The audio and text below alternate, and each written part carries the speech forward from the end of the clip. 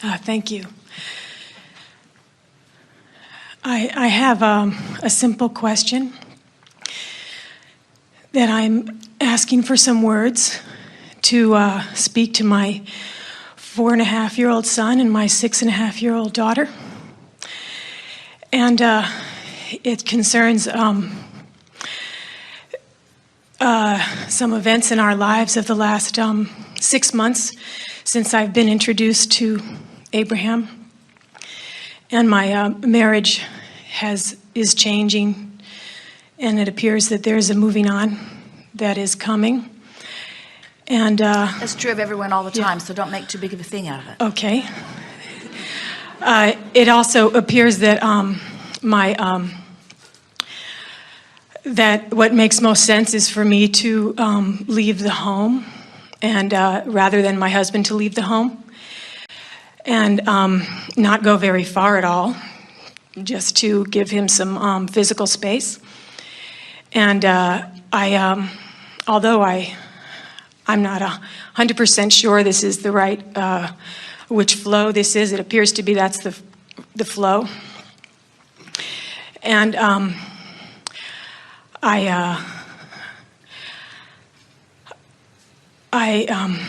I'm looking for words. Well, just want to ask you a question or two. When you say you're not 100% sure, that's all right. But Okay. when you say it seems like this is the thing for me to do, does it feel like you're doing that because staying feels bad? No. It feels like moving, being the person to make the move is the most harmonious for everyone, and including myself, and including the children, and including my husband and other people who are involved. Does it feel like the action is necessary, or does it feel like some turning of thoughts could bring some relief before the action? In other words, does the action feel imminent? Is there a monster in the bushes breathing down your neck and slobbering on your bench to the point that you are so sure that you must go someplace else? Or is there leeway? In other words, do you have time to think more? We are not for a moment saying that what you're doing is the wrong thing. We are just saying that when you take the action, even if it's the right action, before you've turned and you're going with the flow, the stream can still beat up on you pretty good. And so you get that? Sometimes there is a tremendous advantage in turning and getting in the rhythm of the stream before you take your action. And so is there really a need for the hurry?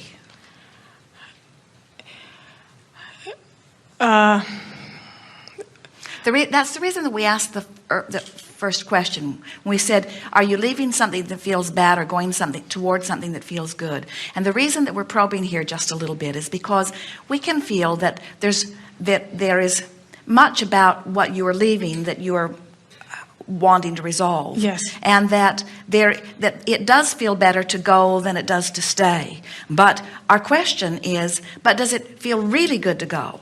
And most people in this situation would say, no, it doesn't feel really good to go. It just is the lesser of two evils, so to speak. Right. Neither situation feels really good. Right.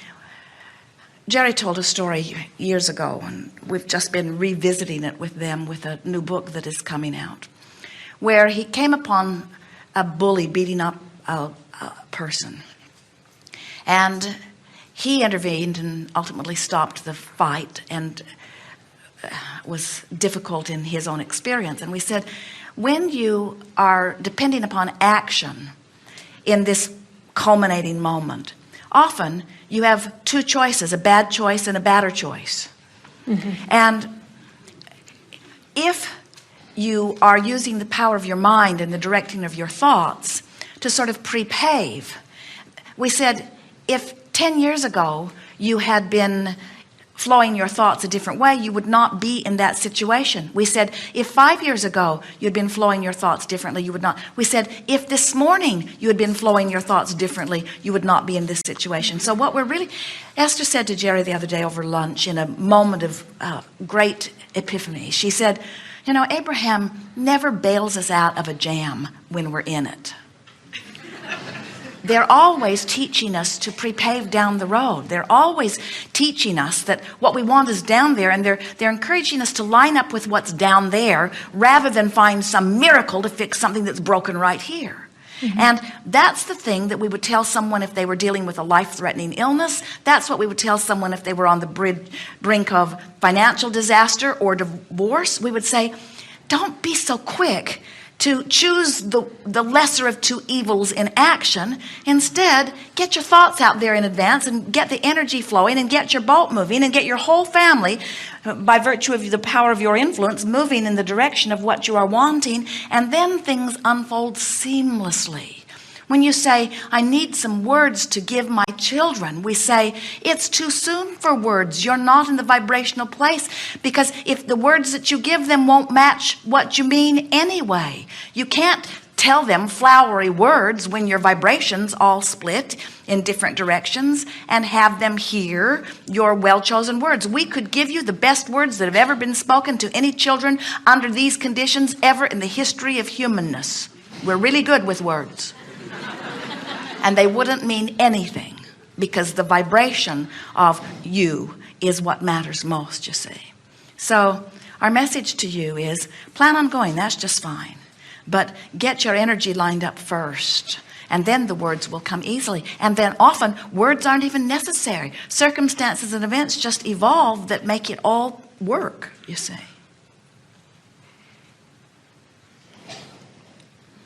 So now you're confused. We're all set on doing something, and now we've said, don't do it. But what we're saying is, don't do anything. Don't stay and don't go. In other words, don't decide to stay forever and don't decide to go tomorrow. I decide to line up. I actually want to go, but I'm being asked to go. And so I feel guilty about the situation that I've helped to create, and so I feel responsible. Oh, for heaven's sakes, look what day and age this is. Look at the way people are living. Look at the hypocrisy that's going on all around you. Look at the way people speak and what they do. And give yourself a break and stop holding yourself under some sort of scrutiny, and acknowledge that you have many options and many rights, and that you are a worthy being, and that there isn't anything that you have done wrong other than reach to live your life.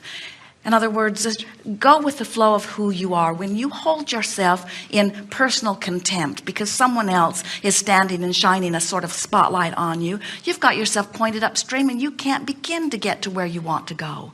That's what we want you to do. We want you to come back to the place of acknowledging that you are a wonderful person, and that you mean well, and that you have never hurt anyone, and that you never would hurt anyone intentionally.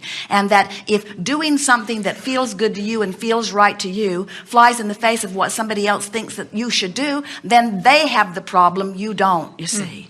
We know that there are all kinds of rules, that there are all kinds of people that would look at this situation and say, oh, you are the wrongdoer. And we say, oh, well, let's get that finger pointing thing going and get a Middle East sort of situation going all over the world. It's you that's wrong, bomb, bomb, bomb, bomb. It's you that's wrong, bomb, bomb, bomb, bomb. Let's just blow everybody up in our determination to be right, you see.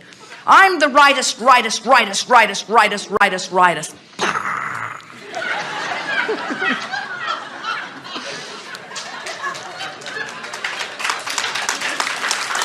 Finally, you have to begin recognizing that in that stream is the well-being and the interests of everyone. Nobody is being left out of it. In other words, for someone to say, I need you to be wrong because I'm so sure I'm right. And we say, man has been trying to get God to line up on one side of the argument or the other, and God does not choose those kinds of sides. But in your determination to be right, and in your dragging God to your side, it never goes. You use one excuse after another to hold yourself apart from believing in your own worthy nature, you see. The last thing in the world that we would want you to do is to crawl away in some attitude of wrongdoing when all that you are doing is doing the best you can to reach for that which is a vibrational match to who you are, you see.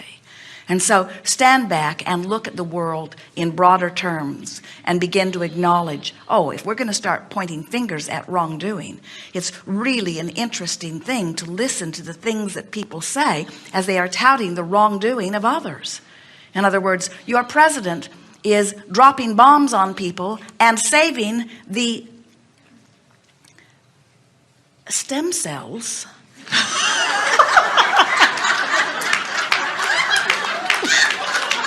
that are going to be put in the garbage because of the preciousness of life.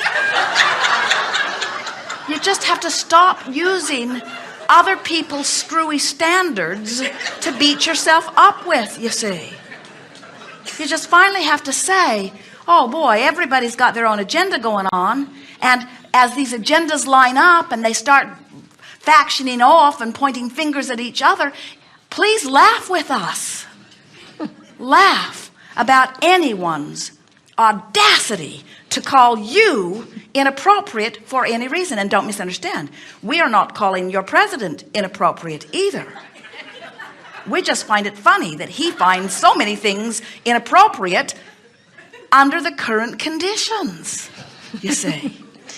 We're just trying to get you to loosen up here a little bit and recognize that you're doing very, very well. And that when Source calls you, sometimes Source will call you, and as you hear the call and go, others who aren't going with you are sure that you must be doing something wrong. Yeah. But they can't know, you see. Okay. And as humans try to sort out all of the conditions and try to decide who's the right ones and who's the wrong ones, oh, you get yourself into such scrambles where you can't even begin to know your way. Can you imagine if Magellan were to try to get very helpful with Jerry and Esther, their navigational system in their vehicle, and give them 10 different people's current location and 10 different people's destination and give it to them all at once just to be extra helpful?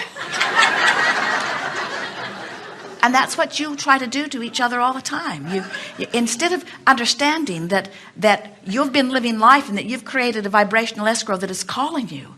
You know, there are a lot of people that hear that call and go, and the rest of the world condemns them because the rest of the world needed them to perform some behavior or live some condition so that they would feel better for a minute. But they're so fickle, they're only looking at you for a minute anyway, you see. And if you live your life trying to make that one happy and that one happy and that one happy and that one happy, if there's more than 2 of them, you lose anyway because they don't want the same thing at the same time from you ever. It drives you out of your mind. And if there are several of them, you can't begin to sort it out. You cannot begin to sort it out. You have to leave everybody else and what they think about you out of the equation while you figure out what you think about you. And what you think about you is, I love you. You are wonderful. You are a good person. You are well-being. There is so much that is here for you. Come this way, come this way, come this way, come this way, come this way, come this way. And if that's the way you're feeling when you sit in the chair, we say, go today, go today, go today, go today, go today. But don't go till it feels more like that.